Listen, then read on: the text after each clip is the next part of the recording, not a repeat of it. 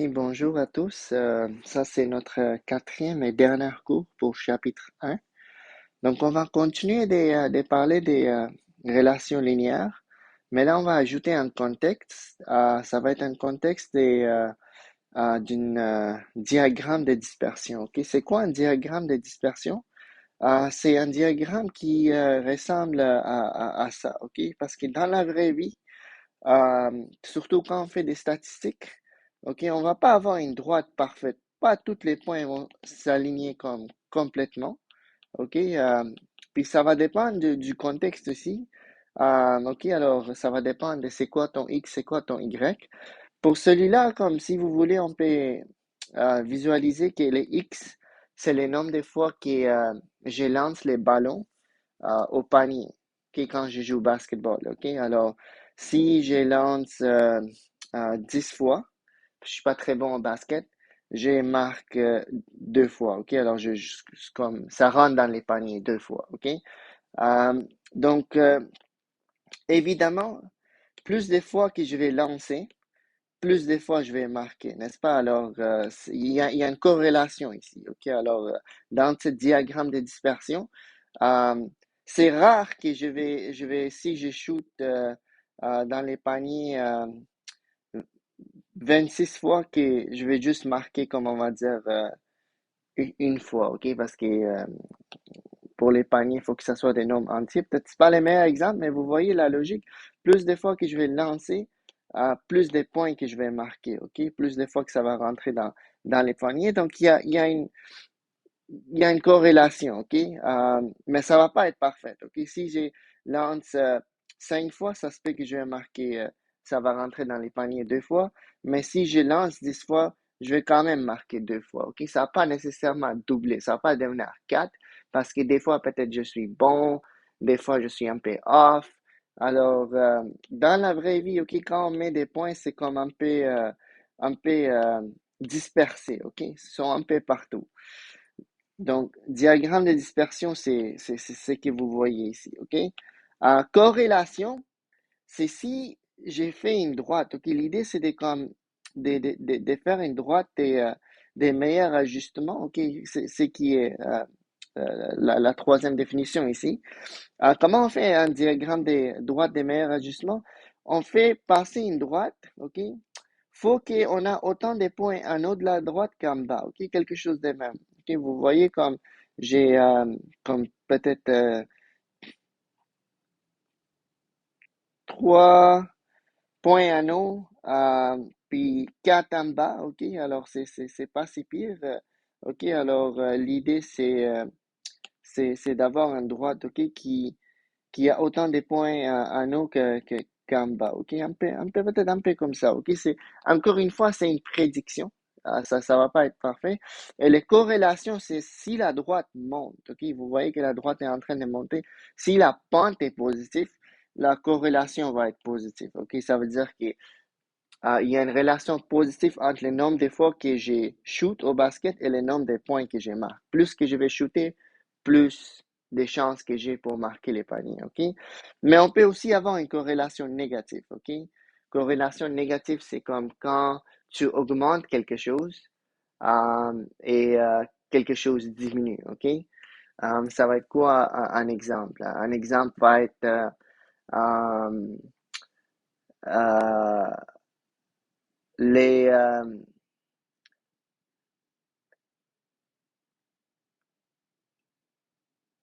je sais pas, le nombre d'heures que je regarde, le nombre d'heures que je passe devant la télévision, et peut-être mes notes à l'école, ok? Si je regarde la télévision 20 heures par jour, ok, beaucoup d'émissions, ben là, j'aurai comme juste 4 heures de repos pour dormir. Ça se peut que mes résultats à l'école vont pas être meilleurs. OK, ça, c'est une corrélation négative. Quand quelque chose augmente, quand les X augmentent, mais les Y diminuent, on va avoir des exemples. OK? La valeur aberrante, c'est la valeur qui est comme loin de ma droite. OK? Alors, dans ce cas-là, la valeur aberrante, c'est lui. C'est pas normal que j'ai lancé les ballons de basket dans les paniers comme, on va dire, 27 fois et que j'ai marqué juste comme un point. OK? C'est pas normal. C'est un peu bizarre ici. OK? Peut-être Peut-être j'étais juste pas très concentré, ok, quand j'avais euh, lancé ici, ou peut-être j'étais distrait, j'ai pensé à quelque chose d'autre, alors j'étais pas très concentré aussi, ok, c'est une valeur un peu bizarre. La valeur aberrante, c'est la valeur qui est comme un peu comme off, ok, un peu comme la valeur qui est comme qui suit pas la droite, ok, qui fait pas trop de sens. Puis ça arrive, ok, comme quand on prend des statistiques, ça arrive. Des fois, tu peux avoir quelque chose de bizarre, ok, qui fait pas trop de sens. Ça, c'est une valeur apparente que tu peux comme carrément l'enlever si tu veux, ok, des- de tes statistiques. Ok, là, on va faire des exemples pour rendre ça plus au clair, ok. Alors, pour chaque question, Euh, il faut que je réponde à ces quatre questions, OK? Pour chaque diagramme de dispersion, il faut que je détermine est-ce que c'est une relation linéaire? Puis si c'est linéaire, est-ce que c'est direct ou est-ce que c'est partiel, OK? Alors, n'oubliez pas, direct veut dire que ça passe par l'origine. La droite des meilleurs ajustements, il faut que ça passe par l'origine. Puis partiel, faut pas que ça passe par l'origine. L'essence des corrélations, est-ce que c'est positif ou négatif? Encore une fois, corrélation positive veut dire pente positive. La force des corrélations, plus, ok, si le diagramme n'est pas très dispersé, si les points sont quand même proches de l'un à l'autre, ça veut dire que c'est une- la force de corrélation est comme assez forte, ok?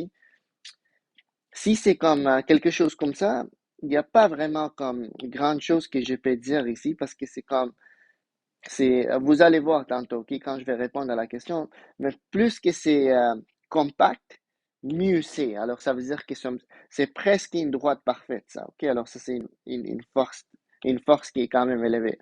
Et s'il y a des valeurs aberrantes, les valeurs aberrantes, c'est juste des valeurs qui sont comme euh, loin de ma droite des meilleurs ajustements, ok? Donc, pour la première question, ok, peut-être pour n'importe quelle question, la première étape va être d'estimer la droite des meilleurs ajustements, ok, peut-être quelque chose comme ça. Faut que j'ai autant de points en haut qu'en bas. Je pense que ça c'est assez bien fait, ok, probablement. Donc là, est-ce que c'est linéaire? Si je regarde ces points-là, oui, on dirait que c'est linéaire. Euh, alors, linéaire. Et il faut aussi dire direct ou partiel. Vu que ça passe par l'origine, la droite, ok, ça va être direct. La deuxième chose, quel est l'essence des corrélations? Vous voyez que mon graphique est en train de monter, ok, quand j'avance vers la droite, ok, quand je m'en vais vers la droite, les valeurs de Y sont en train d'augmenter. Donc, ça va être une corrélation euh, qui est positive parce que la pente est positive. Quelle est la force des corrélations? OK, alors vous voyez, les points sont quand même proches de l'un à l'autre. OK, c'est assez compact. Donc la force est, euh, comment je vais dire, la force, c'est fort. OK, je vais dire fort. La force est élevée, c'est quand même fort. C'est une corrélation euh, forte, je dirais, une corrélation forte, OK? Y a-t-il des valeurs aberrantes? Alors, tous les points sont quand même proches de ma droite, OK? Des meilleurs ajustements. J'ai pas, j'ai pas des points ici, un peu comme qui apparaît un peu nulle part, OK? J'ai pas des points par rapport, OK? Ça, c'est les valeurs aberrantes, c'est comme des points par rapport. Alors, non, OK? Parfait. Là, je vais faire la deuxième question. Encore une fois, des fois, les élèves sont mélangés. Des fois, ils pensent que, ah, peut-être je vais mettre la droite comme ça. OK. Puis, j'ai comme autant de points en haut qu'en bas. Mais vous voyez que comme, c'est peut-être pas la meilleure idée parce qu'on dirait que la droite est ici. Oui, la plupart des points sont là. Donc, dans ces cas-là, c'est peut-être une droite qui doit passer quelque chose de même, OK, pour avoir autant de points en haut qu'en bas, peut-être, OK? Alors, il faut vraiment décider comment mettre la droite, OK? Alors, est-ce que ça, c'est linéaire? Ça paraît assez linéaire. Oui, j'ai des valeurs aberrantes ici et là-bas. OK, alors je suis comme deux valeurs aberrantes. Mais c'est pas mal linéaire. OK? Alors, euh, je vais mettre L pour linéaire, puis direct. OK? C'est direct ou partiel, excuse-moi. Ça, c'est pas direct. Ça, c'est pas direct parce que ça passe pas par l'origine. OK? L'origine est là. Donc, ça va être partiel. C'est linéaire, mais c'est partiel. Corrélation, est-ce que c'est une corrélation positive ou négative? OK, si on regarde bien, vous allez voir que la droite est en train de descendre. OK, la droite est en train de descendre. Quand j'avance vers la droite, la valeur de Y devient de plus en plus petite, ça diminue. Donc, c'est une corrélation négative. Est-ce que c'est une corrélation, la force de la corrélation, est-ce que c'est forte ou faible? OK, c'est ni fort ni faible. Ça, c'est fort parce que c'est très compact. Tous les points sont vraiment proches de la droite. Ici, vous voyez, c'est un peu plus large. OK? Donc, corrélation, la force, je dirais que c'est comme moyenne. OK? Ni très forte, ni très faible. Y a-t-il des valeurs aberrantes? Oui, ok, je vois des valeurs aberrantes. Peut-être eux, ils sont pas très aberrantes parce qu'ils sont quand même proches de la droite, mais je dirais il y en a deux qui sont aberrantes ici. Ok, alors la réponse va être oui. Euh, donc on peut donner des coordonnées de ces points. Ok, les coordonnées ici, x est 4, y est 5. Et lui va être comme, je sais pas, peut-être 0,2 pour X et 1 pour Y, OK, environ. Ça, c'est des valeurs aberrantes. OK, alors j'espère que ça fait un petit peu de sens. Pour la troisième question, vous voyez, ça, c'est vraiment bizarre parce que les points sont comme un peu partout, OK? Il n'y a pas vraiment une... Ça, c'est un diagramme de dispersion, mais il n'y a pas vraiment une corrélation parce que peut-être Justin peut dessiner une droite des meilleurs ajustements comme ça. Oui, tu as autant de points en haut qu'en bas, mais Vincent peut me dire non, la droite des meilleurs ajustements est comme ça, OK? Là, lui aussi, il va avoir autant de points en haut qu'en bas à peu près, OK? Ou peut-être s'il fait quelque chose un peu comme ça. OK, là, il va avoir autant de points en haut qu'en bas. Donc, c'est pas vraiment clair. Est-ce que c'est une corrélation positive ou négative? Est-ce qu'il faut avoir une droite avec une pente positive ou est-ce qu'il faut ou bien avoir une droite avec une pente négative? OK? Donc, il n'y a pas de corrélation ici. OK? Pas de corrélation. Vu qu'il n'y a pas de corrélation, je n'ai pas besoin de répondre à ces questions. OK? Il n'y a juste pas de corrélation. Donc, ça ne sert à rien de dire est-ce que c'est linéaire ou non linéaire parce qu'il n'y a pas vraiment il n'y a pas vraiment une corrélation. Je ne peux pas vraiment dire que si X augmente, Y aussi est en train d'augmenter. OK? Il y a pas de corrélation. Ici, c'était clair. OK? Quand X augmentait, Y augmentait. Ici aussi, c'était clair. Quand X augmente, Y diminue. Mais ici, c'est trop dispersé. OK? La dernière question. OK? Alors, ici, on a une corrélation. OK, on a des points ici. C'est clair que ça monte. Quand X augmente, Y augmente. Mais le problème est que je ne peux pas vraiment mettre une droite ici, OK, parce que comme les points commencent à s'éloigner de la droite, OK? Ça, c'est pas vraiment linéaire. Peut-être la meilleure chose à faire, c'est de faire une courbe comme ça, OK? Puis là, vous allez voir que ça fait plus de sens parce que je vais avoir autant de points en haut qu'en bas. OK, alors ça, c'est pas linéaire. Vu que c'est pas linéaire, je peux pas répondre à cette question. OK? Est-ce que c'est direct ou partiel? Parce que direct ou partiel, ça marche juste avec linéaire. OK? Alors, c'est pas linéaire. Euh, Quel est l'essence de corrélation? OK? Alors, l'essence, c'est encore une fois, c'est comme la pente, mais la pente, c'est juste, est-ce que ma fonction est en train de monter ou est-ce qu'elle est en train de descendre? Alors, c'est pas linéaire, je sais, mais c'est quand même une corrélation positive, OK? Parce que ma fonction monte. Quand X augmente, Y augmente aussi. La force, la force est des corrélations, si vous regardez, OK, comme les points sont quand même compacts, ils sont quand même proches de l'un à l'autre, oui. peu importe comment je regarde, sont proches ici, sont proches de l'un à l'autre. C'est pas très, très dispersé. J'ai pas des points ici, j'ai pas des points en bas, là-bas. Alors oui, c'est pas linéaire, mais c'est une corrélation quand même forte, OK? Puis finalement, est-ce qu'on a des valeurs aberrantes? Est-ce que j'ai des points un peu par rapport ici ou bien là-bas? Euh, la réponse est non, OK? J'espère que ça fait un peu de sens, comment ça marche, OK? Alors, comme j'ai dit, diagramme de dispersion, c'est ça. C'est comme un graphique avec plusieurs points. Dans la vraie vie, c'est comme ça. Ça va pas être complètement linéaire, surtout quand on prend des statistiques. OK, corrélation, c'est est-ce que ça monte? Est-ce que c'est positif? Est-ce que quand X augmente, Y augmente aussi? Ou négatif, quand ça descend, OK? Droite des meilleurs ajustements, il faut dessiner ça juste pour euh, avoir une idée. Des fois, ça va être une droite, des fois, ça peut être une courbe. OK, ici, ça, c'est pas une droite, c'est une courbe. J'ai dû comme dessiner un peu comme ça. OK, c'est courbé. Euh, et finalement, valeur aberrante, c'est des valeurs qui font pas de sens. OK, parfait. Alors là, on va faire quatre autres questions, puis là, ça va être votre devoir. Cette fois-ci, les solutions, je l'ai pas mis en arrière, je l'ai imprimé sur une autre feuille. OK, alors je vais vous donner deux documents. Les solutions sont là-dedans.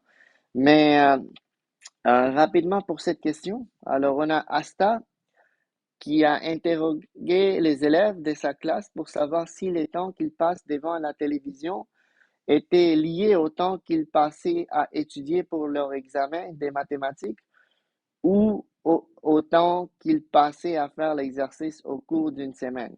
Elle a créé des nuages des points à partir des résultats obtenus. OK, alors elle a demandé à chaque élève. Donc là, il y a comme deux choses en même temps qui arrivent, puis ils ont utilisé deux couleurs différentes. OK? Alors, ce qui est vraiment noir et foncé, c'est les temps ça, c'est les points, OK? Noirs. On peut commencer avec ça juste pour voir la relation. OK? Alors, ça, c'est les points en noir, ça dit combien de temps, combien d'heures l'élève a passé par semaine pour étudier.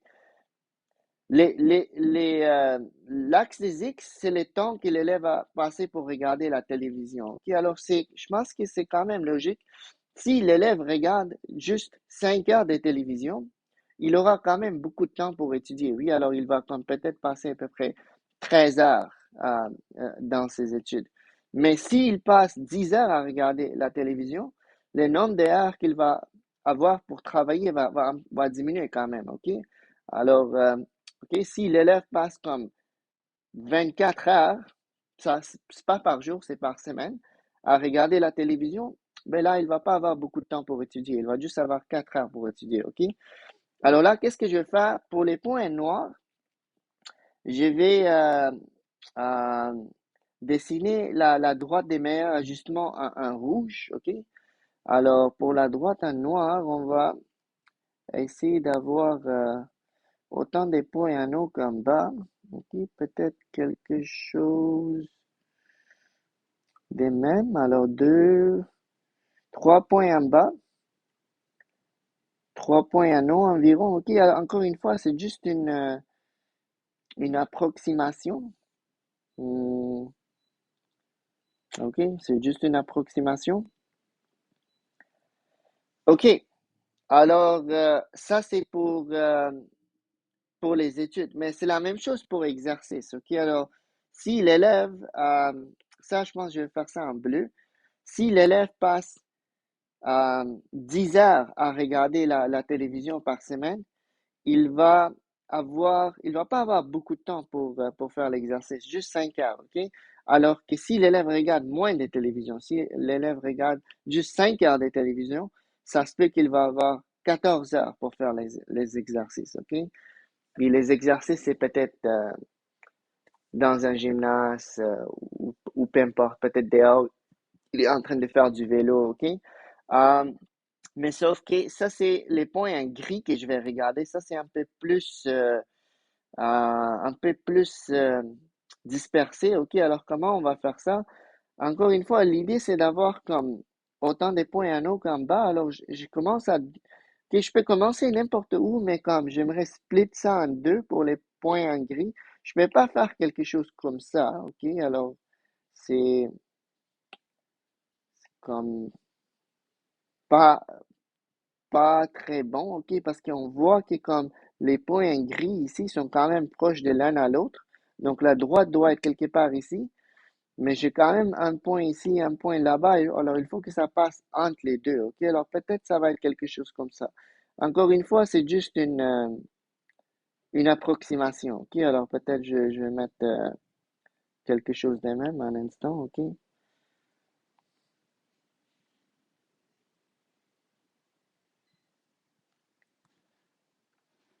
Ok, peut-être quelque chose de même, ok? Ok, alors là, décrivez la relation entre les temps à regarder la télévision et les temps à passer, euh, que les élèves ont passé pour étudier. Alors ça, c'est les rouges.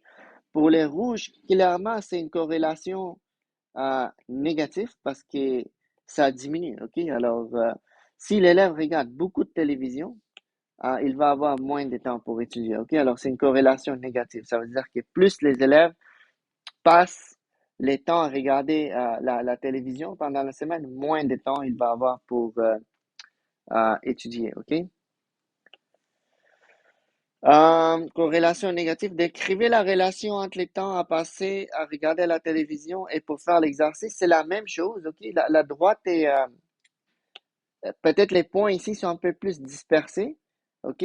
Mais c'est quand même, c'est une droite qui descend, OK? Alors, c'est une corrélation négative. Ça veut dire quoi? Ça veut dire que plus des temps que l'élève va passer à regarder la télévision, moins de temps il va avoir pour faire l'exercice, OK? Parce que gris, c'est pour faire l'exercice. Alors, corrélation négative, OK? Peut-être je vais juste expliquer, OK? Alors, euh, quand les temps passés à regarder la télé augmentent, OK? Les temps des études diminuent, OK? Les études vont diminuer. Même chose ici, OK? Alors, temps, OK? Euh, temps passé à regarder la télé augmente. Temps pour les exercices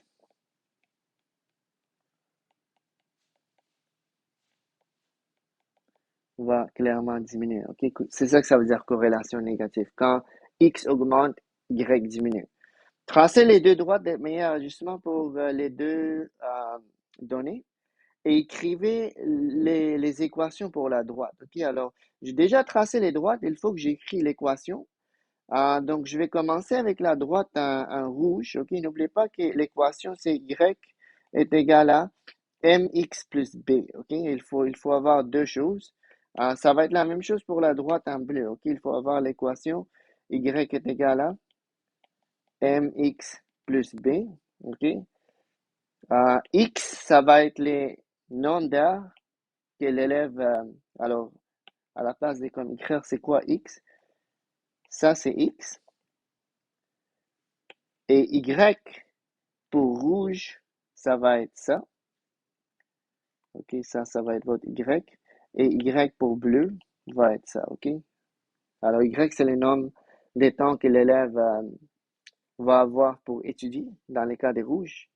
Et dans le cas de bleu, ça va être pour faire de l'exercice.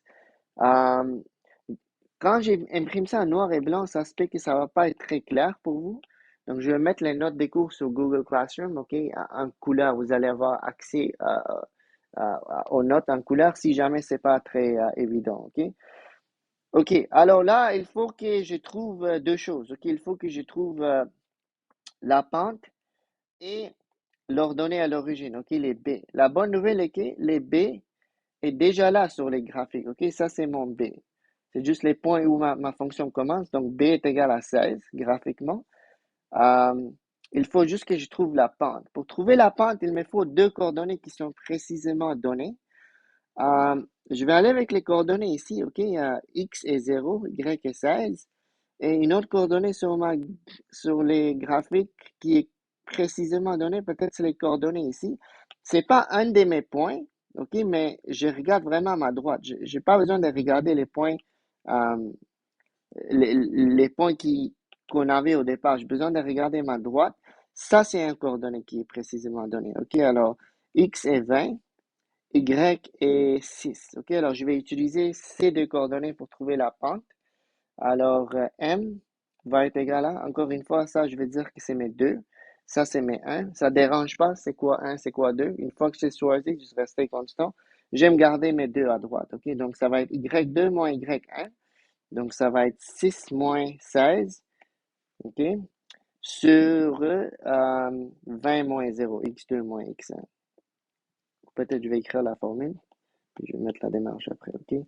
Alors, Y2 moins Y1, X2 moins X1, 6 moins 16 sur 20 moins 0, ça fait moins 10 sur 20, qui est juste moins 0,5 ou moins 1,5. OK, alors, on va mettre moins 0,5.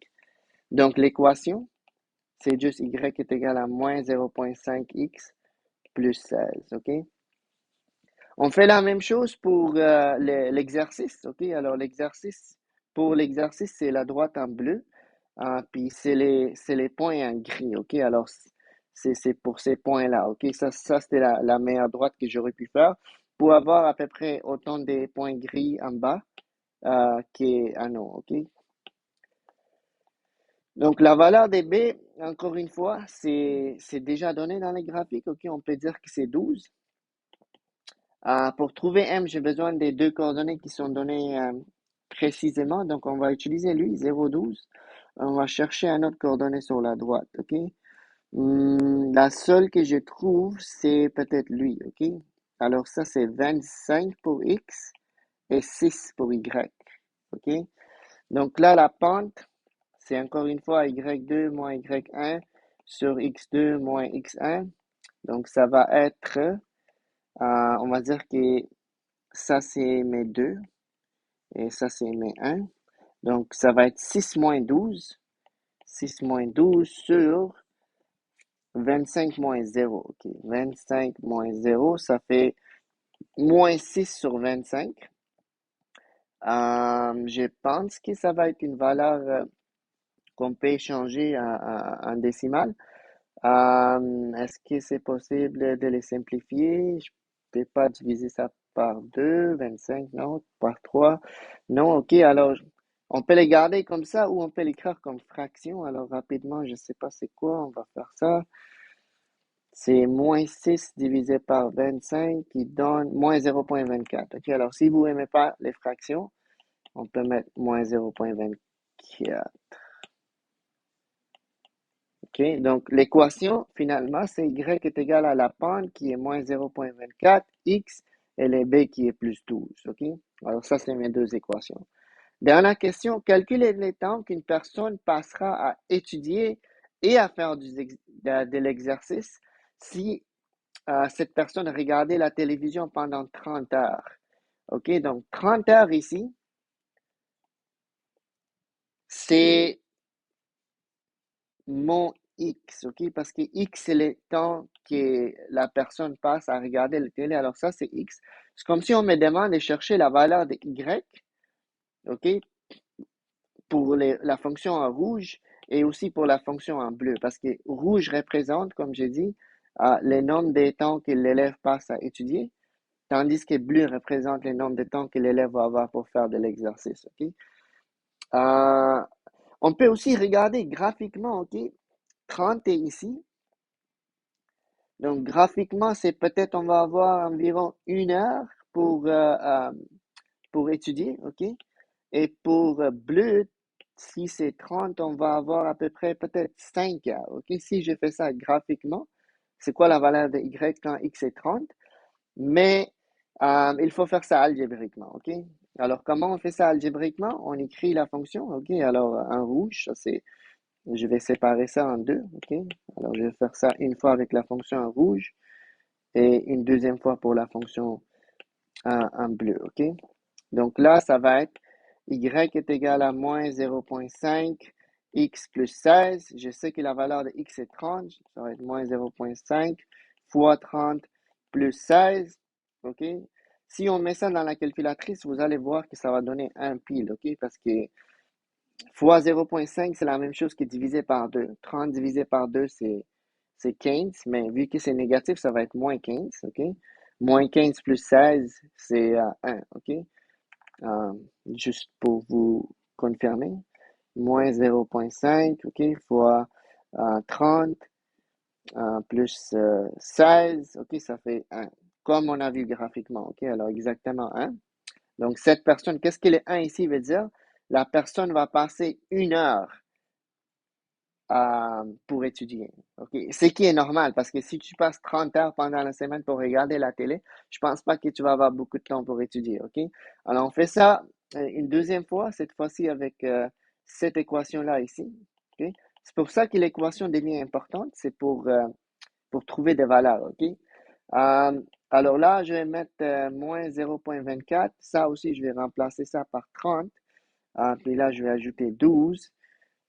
Hmm, cette fois-ci, je pense que ça va pas être une réponse exacte, ok? Ça va être environ, je pense qu'on avait vu 5 graphiquement, mais on va voir qu'est-ce que la calculatrice me dit, ok? Alors, moins 0,24, oups, 24, parenthèse 30 fois 30, ok? Parenthèse c'est fois, plus 12, si je me trompe pas, oui. Plus 12, ok. Ça me donne 4,8, OK? Alors, environ 4,8 ou bien 5 heures si j'arrondis, comme j'avais prévu graphiquement, OK? Parce qu'on était comme entre 4 et 6. Euh, donc, qu'est-ce que ça veut dire? Ça veut dire que cette personne-là qui va regarder la télévision pendant 30 heures va seulement avoir 5 heures du temps pour faire de l'exercice, OK? Alors, j'espère que c'est clair comment ça marche. J'espère que les couleurs gris et noir vont pas causer beaucoup de problèmes, mais si ça cause des problèmes, je vais mettre ça sur Google Classroom, euh, juste pour que comme ça soit plus visible pour vous, OK? Donc, je vais arrêter ici. Je vais vous demander de faire ces 3 questions pour les devoirs et les réponses vont être données sur un document séparé, OK? Alors, bonne chance.